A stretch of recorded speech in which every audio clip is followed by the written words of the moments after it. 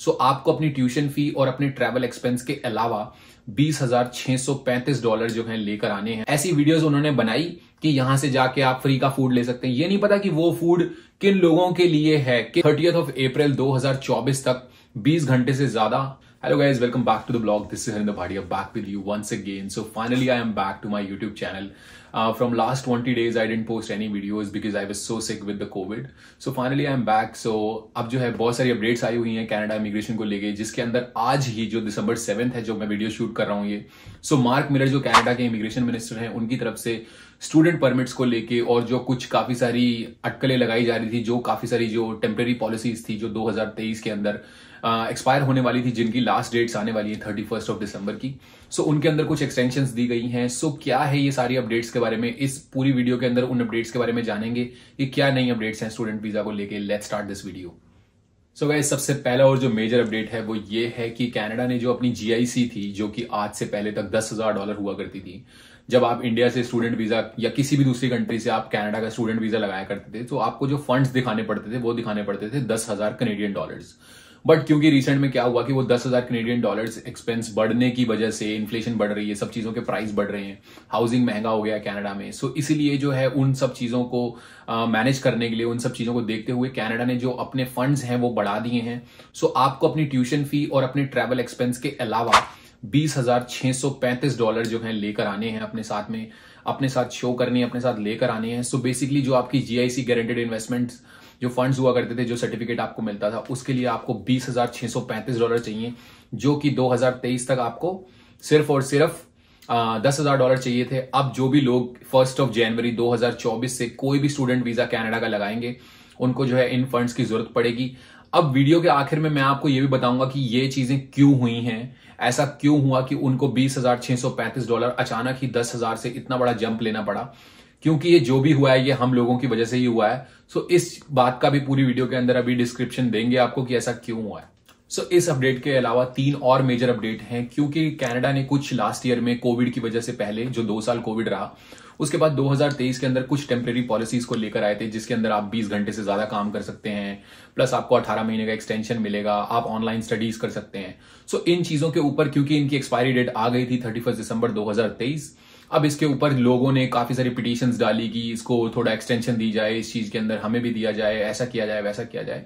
So finally government ने अपने सारे परमिटेशन कॉम्बिनेशन लगाने के बाद इन अपडेट्स को दिया है कि फाइनली जो है होना क्या वाला है। सो 7 दिसंबर 2023 जो कि आज की करंट की डेट है, अगर आपने आज की डेट तक स्टडी वीजा आपको मिल गया है, आपने अप्लाई किया हुआ है, वो स्टूडेंट जो है 30th अप्रैल 2024 तक 20 घंटे से ज्यादा जो ऑफ द कैंपस है वो काम कर सकते हैं। क्योंकि ये जो पॉलिसी पहले टेम्परेरी लाई गई थी, उसके अंदर जो 20 घंटे से ज्यादा काम कर सकते हैं स्टूडेंट, वो सिर्फ 31 दिसंबर तक ही कर सकते थे। अब जो है उसको डेट को बढ़ा के जो है 30 अप्रैल कर दिया गया है, बट वो सिर्फ उन्हीं स्टूडेंट्स के लिए है जिन्होंने आज तक स्टूडेंट वीजा अप्लाई किया हुआ है। जो स्टूडेंट वीजा 7 दिसंबर के बाद अप्लाई किए जाएंगे या जनवरी में अप्लाई किए जाएंगे, वो लोग जो आएंगे जनवरी में, जो अगर बाद में अप्लाई किए जाएंगे या मई में आएंगे, सो वो लोग जो है नहीं काम कर पाएंगे उस चीज के लिए। ये जो पॉलिसी है 30 अप्रैल 2024 तक ही है सिर्फ। अब जो सेकेंड पॉलिसी थी, टेम्परेरी पॉलिसी थी, वो थी ऑनलाइन स्टडीज को लेके, क्योंकि बहुत सारे स्टूडेंट्स को काफी कन्वीनियंट लग रहा था कि कनाडा में आते थे और ऑनलाइन स्टडी करते थे, क्योंकि जब से कोविड आया था उसके बाद से ऑनलाइन स्टडीज काफी ज्यादा प्रचलन में थी और लोग जो हैं ऑनलाइन स्टडीज करते थे। और उसके बाद क्या होता था कि 50% ऑफ द प्रोग्राम, अगर 50% या उससे लेस आपका प्रोग्राम अगर ऑनलाइन है, तो आप PGWP जो कि कनाडा का वर्क परमिट होता है स्टडी वीजा के मिलने के बाद में, उसके लिए आप एलिजिबल होते हो। सो वो जो स्टडी का प्रोग्राम है आपका एज अ स्टूडेंट, आपका इंटरनेशनल स्टूडेंट काउंट होता था। बट क्या हुआ कि उसकी अब 31 तारीख की लास्ट डेट आ गई थी और अब लोग इस बात की अटकलें लगाए बैठे थे कि अब होगा क्या, कि क्या हम इसके बाद भी ऑनलाइन कोर्सेज ले पाएंगे, क्या उसके बाद भी हम ऑनलाइन स्टडीज कर पाएंगे। सो जी हाँ, आप कर पाएंगे। जिन जिन स्टूडेंट्स के कोर्स 1 सितंबर 2024, अगेन मैं रिपीट कर रहा हूं, 1 सितंबर 2024 से पहले अगर जिन लोगों के स्टूडेंट के स्टडी के प्रोग्राम स्टार्ट हो रहे हैं कनाडा के अंदर, सिर्फ वो लोग जो हैं अपना कोई भी प्रोग्राम जो वो लेने वाले हैं कनाडा के अंदर, वो अगर 50% या उससे लेस अगर ऑनलाइन प्रोग्राम है, लेट्स से कि अगर आपका कोई प्रोग्राम है आप लेते हैं 1 सितंबर से वो पहले स्टार्ट हो रहा है, सो आप वो आधा प्रोग्राम ऑनलाइन घर बैठ के कर सकते हैं और बाकी का आधा प्रोग्राम जो है आपको इन कैंपस करना पड़ेगा। बट उसके जो बाद के स्टूडेंट्स आएंगे उनको बाकी का पूरा प्रोग्राम जो है इन कैंपस करना पड़ेगा, उनके लिए ऑनलाइन की सुविधा नहीं होगी। सो ये बात दिमाग में डाल लेना कि जिनके प्रोग्राम सितंबर 1, 2024 से पहले स्टार्ट होने वाले हैं वो लोग इस टेम्परेरी पॉलिसी का थोड़ा सा और एंजॉय कर सकते हैं। थोड़ा सा और सितंबर तक की डेट है जिसके अंदर आपको जो प्रोग्राम है आपको कर सकते हैं online. So this is a good news for you guys. इसके बाद जो तीसरी और लास्ट जो पॉलिसी थी जो कि की गई थी, जिन स्टूडेंट्स के वर्क परमिट्स एक्सपायर हो रहे थे 31 दिसंबर 2023 तक, उन लोगों को जो है 18 महीने की टेम्परेरी एक्सटेंशन दी गई थी वर्क परमिट्स के लिए। क्योंकि बहुत सारे स्टूडेंट जो हैं कोविड के अंदर उनकी जॉब लॉस हो गई थी, सो वो एक्सपीरियंस नहीं ले पाए थे कनाडा में, उनके जो है पीआर के पॉइंट्स नहीं बनते थे। तो इन सारी चीजों को देखते हुए कनाडा ने 18 महीने की एक्सटेंशन दी गई थी। बट उसके बाद भी काफी सारे लोगों ने उनको पुश किया कि जिन लोगों के स्टूडेंट परमिट जनवरी में या फरवरी में या मार्च में एक्सपायर हो रहे हैं तो उनके लिए क्या, उनके लिए भी कुछ बेनिफिट दिया जाए। But finally government of Canada ने यह डिसाइड किया है कि उनके लिए कुछ भी नहीं। जिन भी स्टूडेंट्स की टेम्परेरी पॉलिसी पहले डिसाइड हुई थी 31 दिसंबर 2023 तक की, उनके वर्क परमिट्स को 1.5 साल के लिए 18 महीने के लिए एक्सटेंशन दी जाएगी। बट अगर किसी का भी वर्क परमिट 1 जनवरी 2024 को भी एक्सपायर हो रहा है तो उसके लिए अभी कोई भी प्रोविजन नहीं डिसाइड किया गया। सो ये जो है टेम्परेरी पॉलिसी यहीं पर जो है सस्पेंड हो जाएगी 31 दिसंबर 2023 के स्टूडेंट्स के जो वर्क परमिट पे हैं उनके बाद ही। सो दिस इज इट, यही थी आज की पूरी अपडेट। अब इसके बाद हम बात करते हैं जो मैंने आपको शुरू में बताई थी न्यूज कि ऐसा क्यों हुआ कि $20,635 के अब आपको फंड शो करने पड़ेंगे। इस चीज के बारे में अब हम जो है पूरी डिस्कशन करेंगे। So let's start that. So ये कहानी शुरू होती है कुछ महीने पहले। कुछ यूट्यूबर्स थे यहां पर कनाडा के अंदर। अब काफी सारे लोगों के ना मन में बहुत सारी चुल रहती है जो लोग कनाडा में आते हैं कि बस ऐसे पकड़ते हैं, खाना ऐसे खाते हैं, चम्मच ऐसे उठाते हैं, बस में ऐसे सीट पे बैठते हैं। तो उनको हर चीज आपको बतानी होती है। अच्छी बात है बता रहे हैं, हो सकता है कुछ लोग उस चीज से रिलेट करते हो, कुछ लोगों को उस चीज की आसानी पड़ जाए। बट मैं नहीं समझता कि आपको इतनी ज्यादा बेबी सिट करने की जरूरत है। जो लोग कनाडा में आ रहे हैं, चाहे वो आफ्टर हाई स्कूल आ रहे हैं या आफ्टर बैचलर्स डिग्री आ रहे हैं या कोई भी आ रहे हैं, सो आप लोगों को खुद भी उसका कुछ एंजॉयमेंट लेना चाहिए, खुद भी चीज को लर्न करनी चाहिए, खुद भी देखना चाहिए कल्चर के बारे में। इतना सब कुछ यूट्यूब पे डालने की जरूरत नहीं है। बट हुआ ये कि कुछ यूट्यूबर्स ने क्या किया, मजे मजे में जाके फूड बैंक्स ऑफ कनाडा, जो फूड बैंक्स कनाडा में हैं जो कि फ्री फूड देते हैं, जैसे इंडिया के अंदर राशन स्टोर्स होते हैं गवर्नमेंट के, जहां पर आप अपना below poverty line BPL card जो है आप अपना दिखा के वहां से कुछ अपने राशन, कुछ चावल, कुछ दालें, कुछ फ्री का मतलब जो फूड होता है वो मिलता है आपको। सो कनाडा में ऐसे फूड बैंक्स होते हैं जिसके अंदर फ्री में फूड मिलता है। बट वो फूड जो है सिर्फ अंडर प्रिविलेज लोगों के लिए होता है, जो लोग चीज अफोर्ड नहीं कर पाते या जो होमलेस होते हैं, इस टाइप के लोग जो बिल्कुल ही मतलब जिनके पास जॉब्स नहीं है या जो बिल्कुल ही, आप बिलो पॉवर्टी लाइन का मतलब आप समझते हैं कि क्या होता है। जैसे इंडिया में होता है सेम चीज यहाँ कनाडा में भी कुछ लोग होते हैं जो अंडर प्रिविलेज होते हैं। सो वो लोग जो हैं वहां से उस फूड को लेते हैं ताकि वो अपने बच्चों को खुद को फीड कर सकें without making any money outside. ठीक है।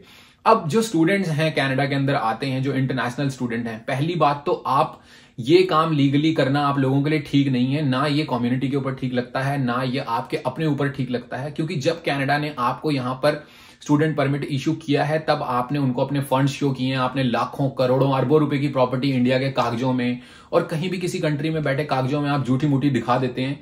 कख आपके जेब में नहीं होता। बहुत सारे लोगों की मैं बात कर रहा हूं, इसमें काफी सारे लोग नहीं होंगे ऐसे जो खुद अफोर्ड कर सकते होंगे चीजें, बट कुछ लोग मजे के लिए भी ऐसी वीडियोस उन्होंने बनाई कि यहां से जाके आप फ्री का फूड ले सकते हैं। ये नहीं पता कि वो फूड किन लोगों के लिए है, किन जरूरतमंद लोगों के लिए रखा गया है वहां पर। सो बहुत सारे स्टूडेंट्स ने वहां जाके क्या किया कि अपनी जीआईसी बचाने के लिए इंडिया से पैसे ना मंगवाने पड़े। गवर्नमेंट ऑफ कनाडा ने आपको पहले ही बोला कि अपने पैसे साथ में लेकर आओ, क्योंकि आप यहाँ पे स्टडी के लिए आ रहे हैं, आप यहाँ पे अपने सर्वाइवल के लिए आ रहे हैं। स्टडी के बाद आपको जॉब करनी है, आपको साथ में पार्ट टाइम करनी है, ना कि आपको मुफ्त का फूड लेना है जाके फूड बैंक से, जो कि गरीब लोगों के लिए रखा गया है वहां पर। फाइनली होता ही है कि वो लोग ऐसी कुछ वीडियोस बनाते हैं, वो वीडियोस बहुत ज्यादा वायरल हो जाती हैं। उसके बाद बहुत सारे स्टूडेंट जो हैं वहां पर जाके फ्री में फूड बैगों में भर भर के लेकर आ रहे हैं, चाहे यूज करने का है, नहीं करने का है, खा रहे हैं, फेंक रहे हैं उठा के। और इस चीज का इशू जो है पार्लियामेंट में भी उठता है, न्यूज चैनल्स में भी उठता है कि जो फूड बैंक की जो चीज है, बहुत सारे लोग जो है वहां पर काफी ज्यादा होती जा रही है पॉपुलेशन जो है वहां पर फूड बैंक्स के अंदर आने वाली। सो जब इस बात का इशू उठता है तो गवर्नमेंट ऑफ कनाडा देखती है कि हो क्या रहा है। फाइनली जो फूड बैंक्स ऑफ कनाडा है वो इंटरनेशनल स्टूडेंट्स के लिए बाहर बोर्ड लगा देते हैं कि international students are not allowed in the food bank. So इतनी बेइज्जती की बात है उन लोगों के लिए जो कि स्टूडेंट परमिट पे यहां पर आए हैं और बाद में जो है फूड बैंक्स ऑफ कनाडा से बीच में जो दी हुई चीजें हैं उसको उठाने की कोशिश कर रहे हैं वहां से मुफ्त की। फाइनली उन्होंने वहां पर पोस्टर्स लगा दिए बाहर, हाथ जोड़ दिए उन लोगों के कि भाई यहां से आके मत लो अपना खाना, आप लोग अपना खुद की पूर्ति खुद करो। You are here from another country, you are here for your own survival, you have your own money, you have showed your money while you were getting your student permit, so you are not allowed to come to these food banks to get a free food. Okay, anyways, अब होता ये है कि government of Canada जब ये सारी temporary policies के बारे में मंथन कर रही थी, देख रही थी कि करना क्या है, कैसे इस चीजों को टैकल करना है, कैसे इन बातों को देखना करना है, सो फाइनली वो इस मुद्दे पर भी आते हैं कि भाई उनको ये क्या करना है, क्योंकि ऑफ कोर्स हाउसिंग के प्राइसेस बढ़ गए हैं। हर बैठे बंदे को इंडिया में या किसी भी कंट्री में बैठे बंदे को पता है कि यहाँ पे $600-700 से रूम कम नहीं मिलता।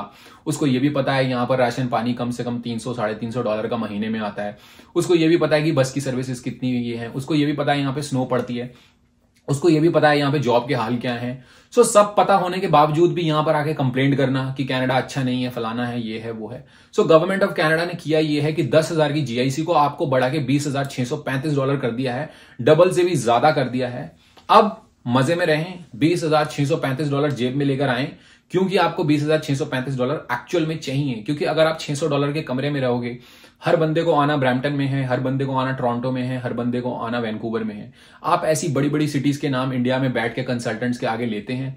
अगर आपको सर्वाइवल के लिए कोई सिटी चाहिए, आप छोटी सिटीज भी प्रेफर कर सकते हैं जहां पर हो सकता है कि आपकी हाउसिंग कॉस्ट कम हो। बट नहीं, सबको आना है जहां पर उनके मामा चाचा ताया ने बताया है कि यहां टोरंटो में आओ, वहां बड़ी बड़ी बिल्डिंगें हैं।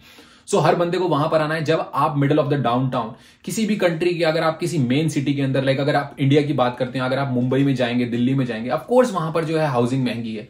अगर आप यूएस में जाएंगे, न्यूयॉर्क के अंदर, कैलिफोर्निया के अंदर हाउसिंग महंगी है। अगर आप यूके में जाएंगे, लंदन के अंदर हाउसिंग महंगी है। सो किसी भी मेन कंट्री के किसी भी मेन सिटी के अंदर जाएंगे तो वहां पर हाउसिंग महंगी होती ही है। अगर आप $600, $800, $1,000 का कमरा लेंगे, प्लस आप अपना फूड जो है खरीदेंगे $300-400 का, आप अपना ट्रैवल एक्सपेंस भरेंगे, आपको मिनिमम $1,000 से $1,500 महीने का चाहिए ही चाहिए। उससे कम में यहां पर आज की डेट में 2024 के अंदर बात नहीं बनती। सो $10,000 वैसे भी सेंस नहीं बनता था, क्योंकि बहुत टाइम से ये चीज $10,000 थी।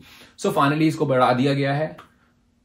बहुत लोगों के लिए अच्छी बात है, बहुत लोगों के लिए अच्छी बात नहीं है। बट जो ये सब हुआ है वो हमारे ही कुछ लोगों ने, जो आपके पीछे आए हुए लोग हैं, उनकी वजह से ही हुआ है। उन्होंने ही इस चीज में गंद मचाया है, जिसकी वजह से ये पॉलिसी को उनको दोबारा से रिन्यू करने की जरूरत पड़ी। सो कमेंट करके इस वीडियो के नीचे बताएं कि आपको इस पॉलिसी के बारे में क्या लगता है, कि क्या ये $20,635 का गवर्नमेंट का डिसीजन ठीक है। क्या आप भी वही स्टूडेंट हैं जो 2024 के अंदर आने वाले हैं? क्या आप भी अब इस पुराने किए हुए किसी की जो किसी ने कर्म किए हैं अब उसका भुगतेंगे? सो आपका अपना क्या इस बात के ऊपर टेक है, आप क्या समझते हैं, सोचते हैं? Please do comment underneath this video. और आई होप पूरी वीडियो आपको अच्छी लगी होगी, इन्फॉर्मेटिव लगी होगी। अगर वीडियो आपको अच्छी लगी है सो वीडियो को लाइक करें, चैनल को सब्सक्राइब करें, and don't forget to hit the bell icon, and see you guys in the next vlog. Thank you so much for watching.